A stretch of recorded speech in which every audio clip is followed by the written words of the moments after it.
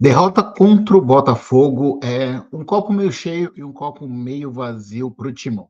No último sábado, no jogo balada, jogo às 21 horas, lá no Rio de Janeiro, no Newton Santos, o Corinthians encarou o Botafogo, líder do Brasileirão, e acabou sendo derrotado pelo placar de 2-1, que freia o momento, né, o bom momento do Timão, vinha da vitória contra o Flamengo na Neoquímica Arena pelo placar de 2-0, e o 3-1 em cima do Juventude na Copa do Brasil. Então, o torcedor do Corinthians tinha expectativa de um bom resultado fora de casa, que acabou não acontecendo, mas temos pontos positivos e pontos negativos para citar dessa partida. O Ramon Dias tinha vários desfalques, né? Teve que contou com o retorno do Hector, que já estava disponível no banco de reservas, teve o André Carrillo já no banco de reservas também, o reforço peruano, mas não pôde contar com o Kaká, Félix Torres, Charles e o Yuri Alberto, todos suspensos, então tinha uma série de desfalques para encarar o Botafogo, e isso já pesou bastante, e acabou tendo até pela necessidade, ele acabou mudando um pouco a escala, as opções, inclusive colocou jogadores que estavam fora dos planos, né? O Corinthians, por exemplo, começou com o Caetano jogando, então, para manter a linha de três zagueiros, algo que a gente já tinha comentado na live ontem, pré-jogo, e já tinha também citado, né, com relação quando nós tivemos o canal Futebol presente no CT Joaquim Grava na sexta-feira, né, para o dia da transparência, e acabou tinha essa informação que ele manteria a linha com três zagueiros, mesmo tendo poucas opções, né? O Renato da base estava como o único zagueiro reserva no banco, então acabou tendo o André Ramalho junto com o Gustavo Henrique, formando a dupla, junto com o Caetano, formando o trio de zaga, e optou, né, como jogando com três zagueiros, tendo os alas, com o Bidu, que parece ter se firmado agora como titular, inclusive foi a opção contra o Juventude, quando a gente jogou com quatro defensores, e o Mateuzinho voltou, foi a opção na lateral direita no lugar do Fagner.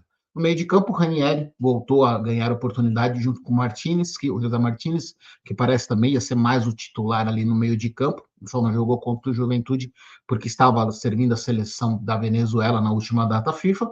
Garro no meio de campo e o ataque formado por Thales Magno e Romero. Realmente era uma ideia de jogar buscando o contra-ataque, tentar fechar na defesa e buscar algumas jogadas. E no primeiro tempo, acabou não funcionando muito, isso é importante de citar, né? O Corinthians não conseguiu se defender bem, então vem alguns problemas. Eu gostei, eu evito ao máximo fazer críticas pré-jogo. Se for, na verdade, criticar de forma veemente após aquilo que a gente fala, né? Engenheiro de obra pronta. Eu gostei da escalação, acho que tem o esquema com três zagueiros é o que vem funcionando melhor no Corinthians, mas uma atuação abaixo do Ranieri, que já faz algum tempo que não repete o bom futebol do primeiro semestre, dos primeiros meses no Corinthians, acabou pesando muito, o Corinthians não teve uma força, e no ataque, né, o Romero acabou não ajudando muito, o Thales também numa outra partida, uma outra jornada abaixo, o Corinthians levou um sufoco, foi amassado pelo Botafogo na primeira etapa. O Hugo Souza fez pelo menos umas 4 defesas complicadas, evitou.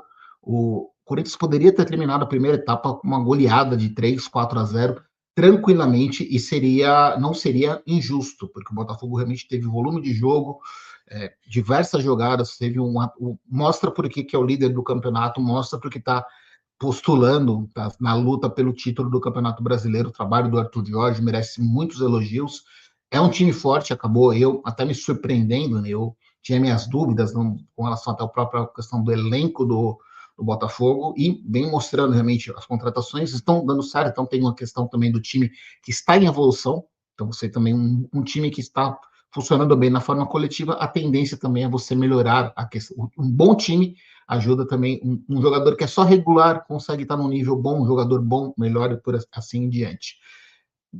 E o Corinthians acabou tendo um gol onde a defesa foi totalmente envolvida, acaba tendo o Luiz Henrique abre o placar, e naquelas coisas do futebol, o Corinthians, no lance seguinte, poucos segundos depois, poucos minutos depois, tem um pênalti marcado a favor, com uma das poucas jogadas do ataque alvinegro. O Mateuzinho é derrubado dentro da área, pênalti, e aí o Ángel Romero assume a cobrança. E ele fez a cobrança lá com a paradinha, com salto, sem pegar. Assim, uma cobrança que, aquele tipo de lance que se tivesse feito, o pessoal estaria elogiando, falando, nossa, que cobrança bonita e tudo mais. Mas quando perde, fica exposto como aconteceu. O Romero acabou sendo um dos principais, acho que não dá para não falar, um dos principais culpados pelo tropeço do Corinthians, porque ali você terminar a primeira etapa, mesmo com sufoco, mesmo jogando pior que o Botafogo, com 1-1, você teria uma perspectiva melhor para o segundo tempo. E aí o Ramon começa a mexer no time e uma mudança acabou realmente alterando muito o rumo da partida, né? Tirou o Caetano e começou a jogar voltou a jogar com o esquema com um 4-4-2, abdicou dos 3 zagueiros e colocou o Breno Bidon. E acho que para mim foi essa principal mudança. O Breno entrou muito bem no meio de campo, deu uma outra dinâmica, ajudou o Corinthians, é algo que também vem sendo um ponto a questionar. Quando o Rodrigo Garro está muito isolado no meio de campo, falta algum jogador para poder dar uma outra dinâmica. E o Breno Bidon ajudou a criar jogadas. O Corinthians foi para cima, começou a realmente assustar o goleiro John, e com jogadas trabalhadas, não era só chuveirinho, era com algumas alternativas, e foi colocando outras opções. Né? O Ramon Dias colocou o Héctor, colocou o Carrillo, fez a sua estreia, o Pedro Raul chegou a entrar também no segundo tempo. Enfim, tentou ir para cima para buscar o empate, talvez uma virada. Teve um pênalti marcado em cima do Ranieri, aí o Garro assumiu a responsabilidade, cobrou muito bem, empatou a partida, mas deu pouco tempo para o Corinthians realmente se encontrar no jogo, ou de repente buscar a virada, porque num lance ofensivo, né, o Thiago Almada, que fez uma grande partida, né, um dos altos reforços do Botafogo, chuta de fora da área, a bola desvia na zaga do Corinthians, desvia no setor defensivo e deixa o Hugo Souza sem chance de defesa. 2-1, o resultado já que dando números finais para a partida, confirmando a vitória do Botafogo, que consegue realmente amplia, né? Abriu 4 pontos de vantagem para o Fortaleza. O Fogão vai ter que secar o Palmeiras, que joga nesse domingo, para poder manter esses 4 pontos, ou terminar a rodada com 3 de vantagem para o segundo colocado. Para o lado do Corinthians, agora focando muito mais, deixa eu pegar aqui o Corinthians tinha a chance matemática de sair da zona de rebaixamento com uma vitória fora de casa, e agora isso acabou não acontecendo. O Corinthians foi ultrapassado na tabela pelo Vitória. O Vitória ele superou o Atlético Goianiense fora de casa. As duas equipes estão com 25 pontos, mas tem o número de triunfos, né? A equipe baiana já venceu 7 partidas, o Corinthians venceu apenas 5. É o time que mais empatou, e acaba se complicando. E o Corinthians ainda vai ter que pensar nesse lado, porque a rodada que poderia ser boa, né? O Corinthians, mesmo que não saísse do Z4, ficaria próximo dos times que estão logo acima. Tem Atlético Paranaense que empatou com o Fortaleza, então o Atlético está com 5 pontos de vantagem para o Corinthians, o empate acabou também sendo menos pior para o Timão, mas Juventude, Criciúma, Grêmio, Fluminense que jogam, pode ampliar a vantagem. O Grêmio Fluminense, por exemplo, que tem 2 pontos de vantagem para o Corinthians, pode chegar a 5 nesse momento, nessa reta final não, estamos falando de 26 rodadas e 38, ainda tem muito campeonato pela frente, então dá para poder falar um pouco disso, por isso que é a questão também os pontos positivos e negativos da partida do Timão. Entre destaques individuais, quem se conseguiu realmente entregar bem, Hugo Souza, mais uma vez, mais uma grande partida, apesar dos problemas, a dupla de zaga com o André Ramalho, quer dizer, mais a dupla, né, principalmente por conta do segundo tempo, gostei muito do André Ramalho e do Gustavo Henrique. O Breno Bidon mostra que se a ideia do Ramon Dias, do Emiliano, não é ter um jogador mais técnico para completar na parte da marcação, não ter o Breno Bidon como segundo volante, que é algo aí, a ideia de jogo do treinador, não tem nenhum problema. O Breno Bidon mostrou que quando você precisa de uma qualidade de jogo, de alguém para ajudar a recompor o meio de campo, mas com técnica, com qualidade para ajudar no momento ofensivo, é um jogador que não pode ficar fora não pode ser uma das últimas opções do meio de campo. Ele merece, tanto que ontem, pelo menos, a escolha, o Breno Bidon entrou antes que o Igor Coronado, isso eu acho interessante, então mostra que pode ser algo interessante pensando nessa reta final do Brasileirão, nessas próximas reta final. Acabei de falar que tem ainda uma sequência de vários jogos, mas o Corinthians vem entregando. Não gostei, acho que o destaque para mim negativo fica do Ranieri, inclusive jogou apenas um tempo, praticamente um tempo, né? Na verdade, o Ranieri ainda jogou mais um pouco, inclusive estava envolvido no lance do pênalti, mas o Ranieri, a gente falava algumas semanas atrás que pudesse ser a questão física, porque ele estava jogando no sacrifício, mas ele já se recuperou, ficou fora de algumas partidas, então fisicamente parece que não é o problema. Agora parece que o que eu vejo nas atuações do Raniel é que ele caiu tecnicamente, não por acaso hoje ele é hoje talvez eu penso que aí você tem o Raniel e o Martins, mas no momento atual, você falando dos volantes, o pessoal da marcação, eu preferia ter o Rian na frente do Raniel como entre os jogadores. Hoje, você pegando as opções que o Ramon tem disponível, Martins titular, Charles titular, que são as escolhas dele. O Rian, para mim, teria que ser a terceira opção nessa linha, né? O Alex Santana só volta em outubro, então o Ranieri hoje mereceria ser um banco ali, tá atrás dessa galera com tranquilidade. E Thales Magno também, como a gente falou, né, vem jogando sem estar longe de estar com 100% da forma física e acabou sendo bem marcado pelo Botafogo. Por que a gente fala do resultado do o copo meio cheio, o copo meio vazio?